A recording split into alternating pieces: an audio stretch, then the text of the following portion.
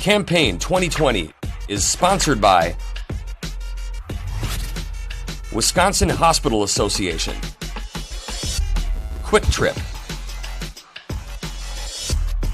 Wisconsin Counties Association, Wisconsin Realtors Association, and Wisconsin Operating Engineers Local 139.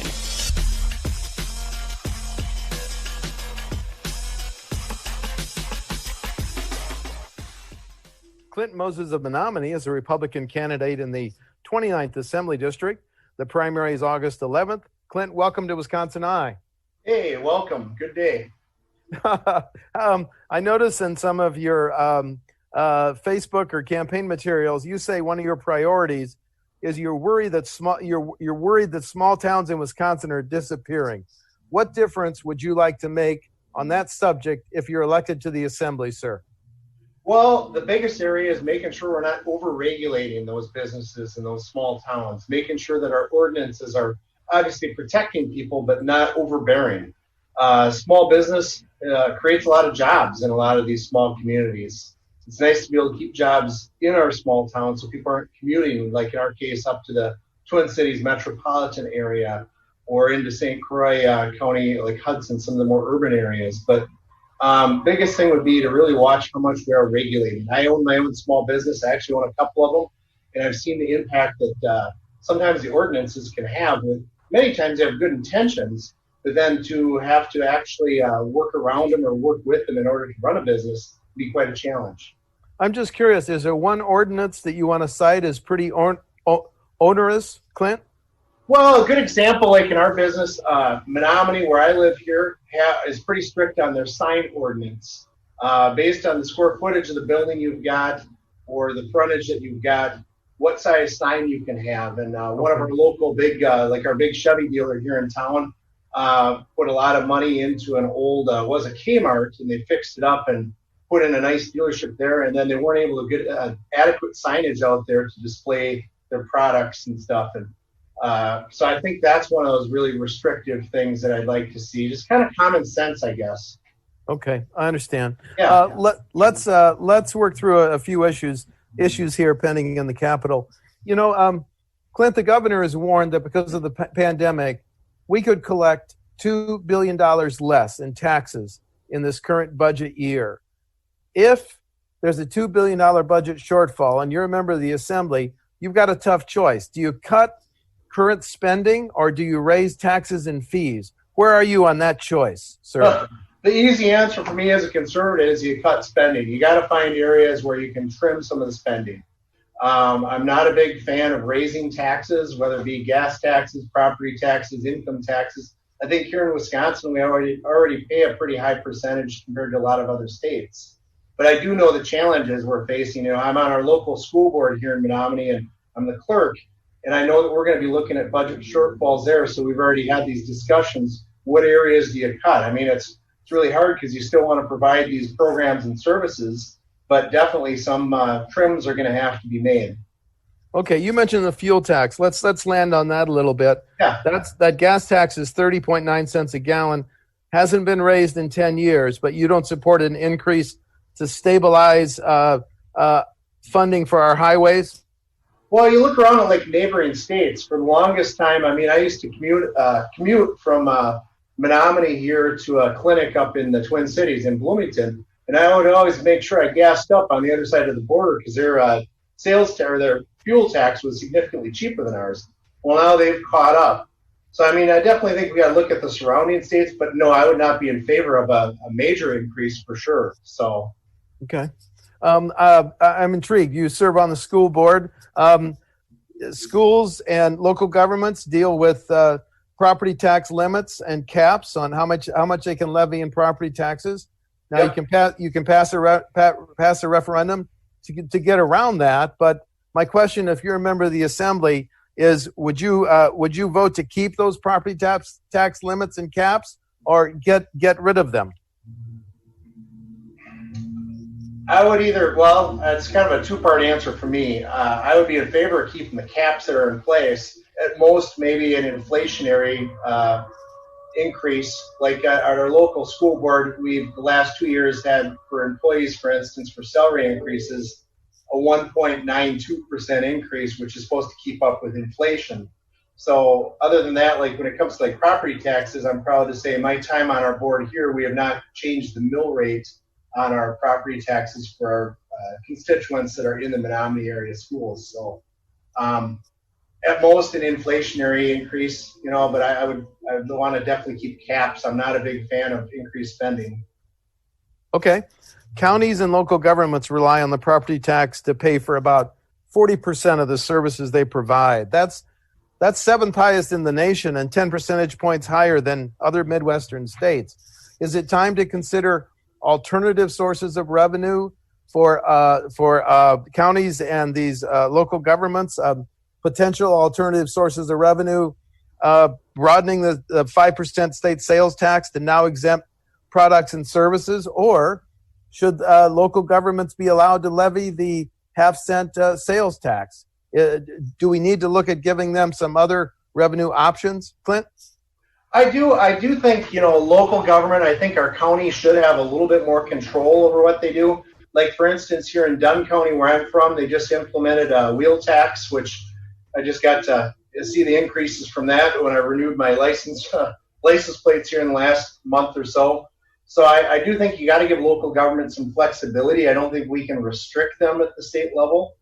My county also has a 0.5% sales tax that they charge and collect. But I do think a lot of that's got to answer your question, a lot of that's got to be left up to the local governments to do. As far as alternative funding, alternative sources, I definitely think there's things that need to be explored there. But I think we'll find if we leave more of the choices up to our local governments, I think that they're going to be able to save and maybe come up with some better solutions than maybe the federal or our state government might be able to. An issue that continually comes up in the Capitol is medical and recreational marijuana. What's your position on that, Clint? Well, I'm a chiropractor, and I see a lot of people with chronic pain, and I used to be very strict against any form of marijuana use, whether it be medical or recreational. But I can tell you anecdotally and from my basically from my practice that I've seen people that have had good success with treatment of it. I do think that it can be misused like any drug. It could be tobacco or alcohol could be misused, but I would be in support of medicinal use for marijuana. Recreational, that gets a little gray for me. That's not an area that I could really jump quite 100% on board with at this point. Okay, understand. Americans know a lot more than they did 2 months ago about how some police officers treat those in custody. Now, these incidents have led to calls for reform. At the state level, the governor would like some statewide standards set for how police officers can treat those in custody, maybe ban chokeholds, ban no-knock warrants, keep a database of officers who are most often prone to violence. Could you support any of these changes, sir? I would. I mean, it's clear that there's some reform, there's some changes that have to be done. However, I will say there's criminals that wear badges and there's criminals that don't wear badges. So every profession definitely has its outliers. It's bad people. So I do support our police, our law enforcement. I think we need to look at making sure they got all the tools necessary. I am in no way in favor of defunding our police. I think if anything, this is a time when we really need to double down and give the police the support that they need. But I think, yeah, definitely training. And the other thing is keeping track of bad officers. In my practice as a chiropractor, once again, I'll refer back. If I get a bunch of complaints, the state licensing board is going to start cracking down on me. I'm going to start losing my in-network benefits as far as an in-network provider. I think the same thing should occur with any profession. If you've got someone who's not doing their job, either they're incompetent or they're doing criminal, certainly they shouldn't be doing their job. They should be losing their license or losing their ability to do that profession. The state constitution says the next set of lines, boundary lines for congressional districts, Senate district, assembly districts, will be drawn by the party in power in the Capitol. Governor Evers is proposing what he calls a People's Commission to draw those lines, recommend them, and forward them to the Capitol to be enacted. Which process do you favor? Well, I favor a bipartisan effort, and I'll tell you, nobody knows more about what you want to call gerrymandering or these districting lines than someone who's been running for office, going around trying to get signatures and getting out there and meeting people. You know, I'm a great example. Once again, I live in a town that's basically split in half by assembly districts. So a lot of my friends, family, clients, and people that I could rely on for support, well, they live just outside of it. I live on the edge. I own property actually in the neighboring district, the 67th. So I would be in support of a bipartisan effort. It seems like over recent years, at least, going back over the last decade, that the party in power always wants to change it to suit their benefit. But something more common sense, bipartisan, should be definitely considered and done.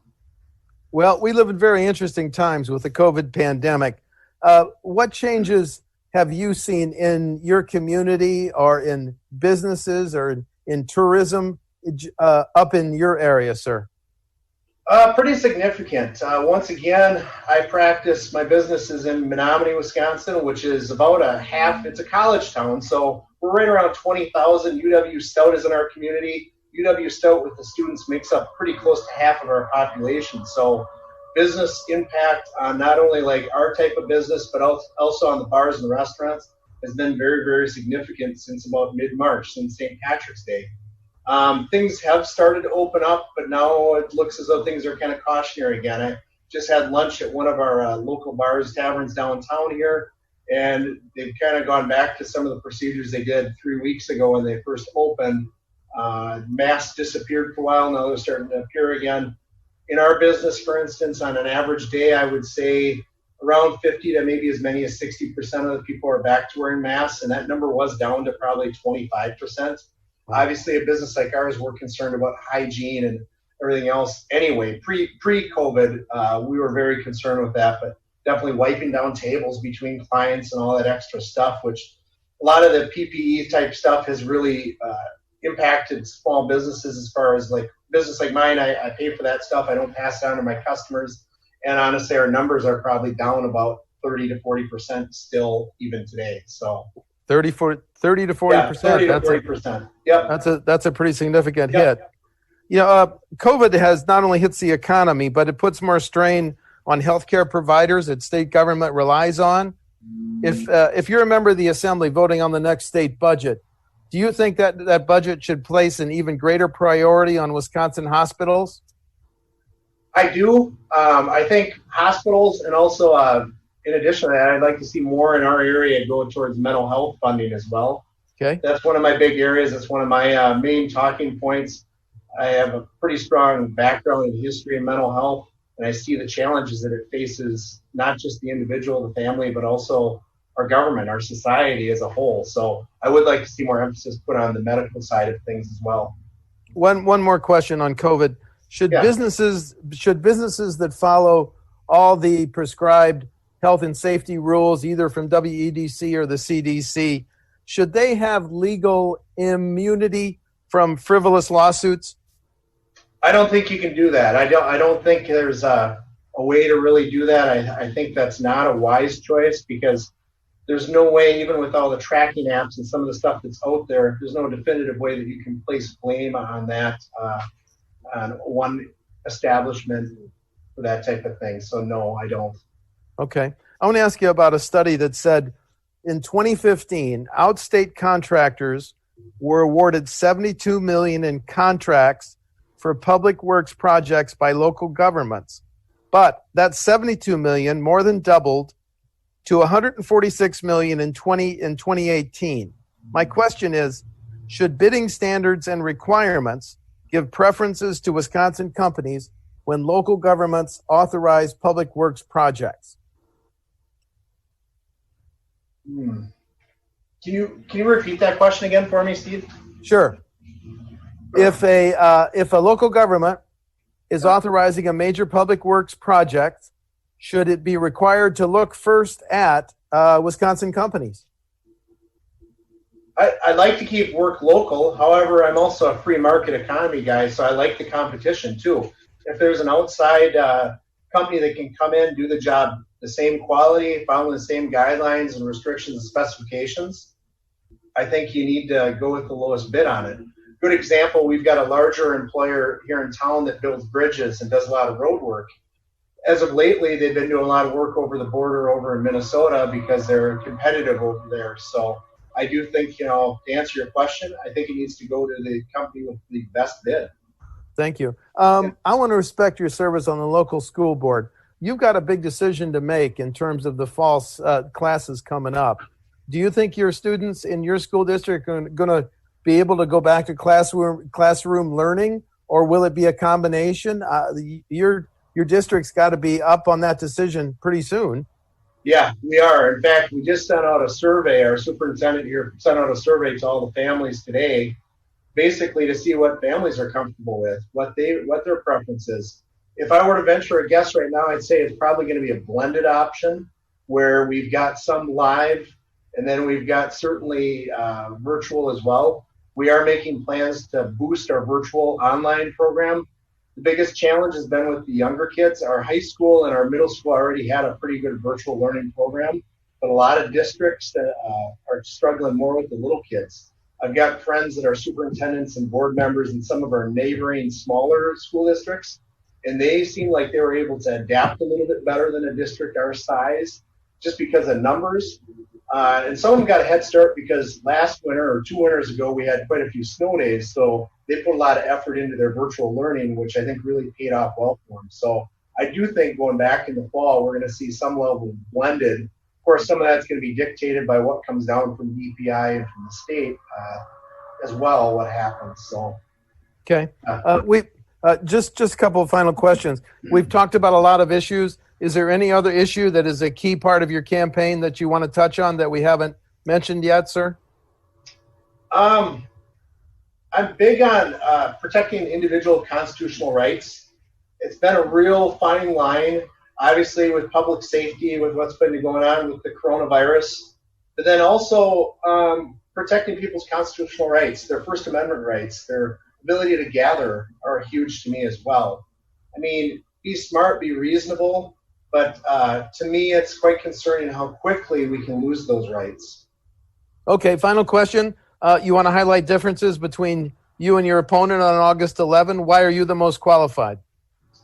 I've been around quite a while. When I'm not busy on my little farm raising beef and sheep or attending some of my girls' activities, doing family stuff, or being a chiropractor, I have been serving my community for a number of years, as long as I've been in practice, which is about 20 years.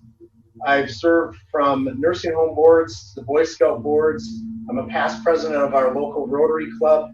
Like I said before, I'm a school board member as well. I'm a past chair of the Community Foundation of Dunn County, which works to improve the life of people here locally, mostly by helping facilitate and work through nonprofits. I've led those boards. I've been a small business owner for my entire life. I started my first business when I was 16 years old, mowing lawns and doing landscape work. I was able to pay my way through undergraduate without any loans, which is quite a feat when you talk to a lot of our young people today. So I just got the experience out there. One of my opponents is just fresh out of school, doesn't have the experience. And then the other one just is a little bit more limited, I think, in what they've done as far as their community outreach and their community involvement. So, I mean, you're not going to find a guy that cares more about his family and his community than me. You're not going to find a guy that works harder and is as diligent and as detailed, OCD almost, as Clint Moses. So I do think I'm the best candidate. I've been interested in doing this for quite some time. I just had to wait until the timing was right with my family and my business. So now is the time, and I encourage people to get out August 11th and vote. So thank you. Thank you. Clint Moses is Clint Moses of Menomonie is a Republican candidate in the 29th Assembly District. As he said, the primary is August 11th. Clint, thank you for talking to WisconsinEye. Yeah, thank you. Have a good day. Thank you. Campaign 2020 is sponsored by Wisconsin Hospital Association, Quick Trip, Wisconsin Counties Association, Wisconsin Realtors Association, and Wisconsin Operating Engineers Local 139.